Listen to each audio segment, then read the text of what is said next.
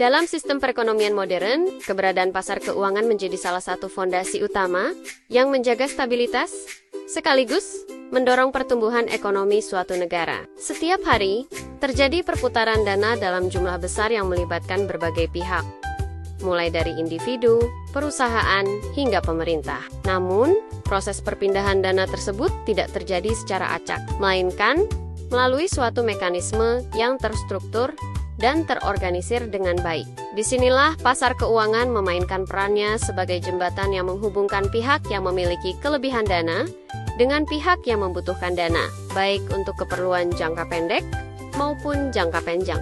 Secara umum, pasar keuangan terbagi menjadi dua bagian utama yang memiliki fungsi sangat vital, yaitu pasar uang dan pasar modal. Kedua pasar ini memiliki karakteristik yang berbeda, tetapi saling melengkapi dalam mendukung jalannya perekonomian. Pemahaman mengenai keduanya menjadi sangat penting, terutama bagi investor, pelaku usaha, maupun pembuat kebijakan. Karena setiap keputusan finansial yang diambil akan selalu berkaitan dengan risiko, peluang, serta tujuan ekonomi yang ingin dicapai. Pasar uang merupakan bagian dari pasar keuangan yang berfokus pada transaksi instrumen jangka pendek, biasanya dengan jangka waktu kurang dari 1 tahun. Instrumen yang diperdagangkan di pasar ini cenderung memiliki tingkat likuiditas yang tinggi dan risiko yang relatif rendah.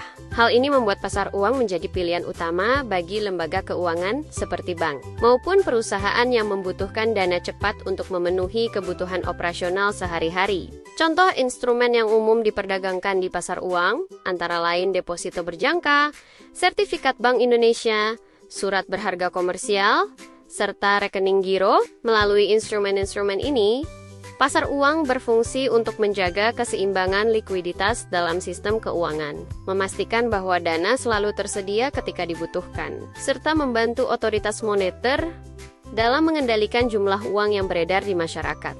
Di sisi lain, pasar modal hadir sebagai sarana untuk transaksi instrumen keuangan jangka panjang. Berbeda dengan pasar uang, pasar modal lebih berorientasi pada investasi dan pertumbuhan. Instrumen yang diperdagangkan di pasar ini meliputi saham, obligasi, reksadana, hingga instrumen derivatif. Melalui pasar modal, perusahaan dapat memperoleh dana dalam jumlah besar untuk melakukan ekspansi usaha, meningkatkan kapasitas produksi, maupun membiayai proyek jangka panjang lainnya. Sementara itu, bagi investor, pasar modal memberikan peluang untuk memperoleh keuntungan melalui pembagian dividen atau kenaikan nilai aset yang dikenal sebagai capital gain. Tidak hanya itu, pasar modal juga berperan sebagai indikator kondisi ekonomi suatu negara. Karena pergerakan harga saham seringkali mencerminkan tingkat kepercayaan investor terhadap prospek ekonomi di masa depan. Seiring dengan perkembangan teknologi informasi dan komunikasi, mekanisme operasional pasar uang dan pasar modal mengalami transformasi yang sangat signifikan. Transaksi yang sebelumnya dilakukan secara konvensional kini dapat dilakukan secara digital dengan lebih cepat, efisien, dan transparan. Sistem perdagangan elektronik memungkinkan investor dari berbagai kalangan untuk mengakses pasar keuangan dengan lebih mudah, sehingga partisipasi masyarakat dalam kegiatan investasi semakin meningkat.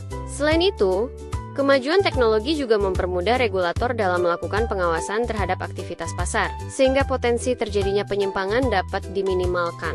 Menariknya, hubungan antara pasar uang dan pasar modal tidak bersifat terpisah, melainkan saling memengaruhi satu sama lain. Stabilitas di pasar uang dapat meningkatkan kepercayaan investor untuk berinvestasi di pasar modal. Sebaliknya, kinerja pasar modal yang baik juga dapat menjadi sinyal positif bagi kondisi ekonomi secara keseluruhan. Interaksi ini menunjukkan bahwa kedua pasar tersebut merupakan bagian dari satu sistem keuangan yang terintegrasi, yang bersama-sama berperan dalam mendukung pembangunan ekonomi yang berkelanjutan. Dalam praktiknya, terdapat berbagai dinamika dan tantangan yang dihadapi oleh kedua pasar ini. Salah satu contoh yang terjadi di pasar modal adalah praktik manipulasi saham, atau yang sering disebut sebagai goreng saham, di mana pihak tertentu mencoba mengendalikan harga saham untuk keuntungan pribadi.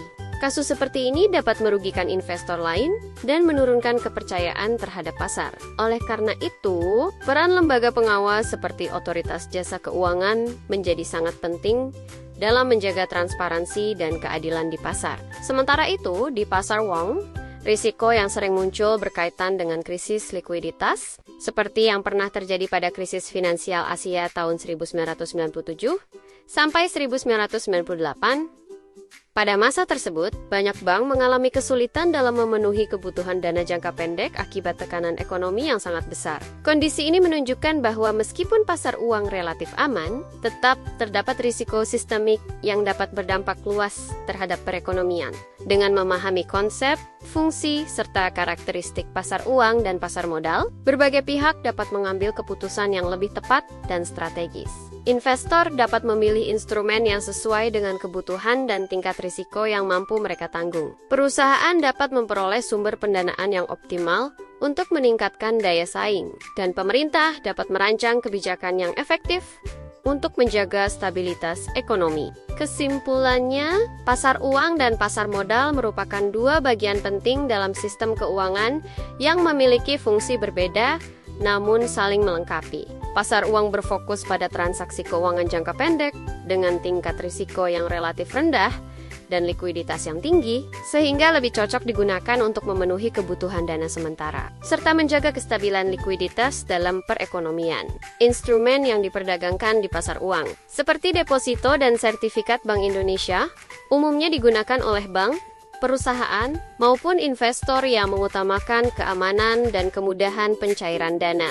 Sementara itu, pasar modal lebih berorientasi pada investasi jangka panjang dengan potensi keuntungan yang lebih besar, tetapi juga memiliki risiko yang lebih tinggi. Instrumen seperti saham, obligasi, dan reksadana memungkinkan perusahaan memperoleh modal untuk ekspansi usaha, sedangkan investor memiliki kesempatan mendapatkan keuntungan melalui dividen maupun kenaikan nilai investasi.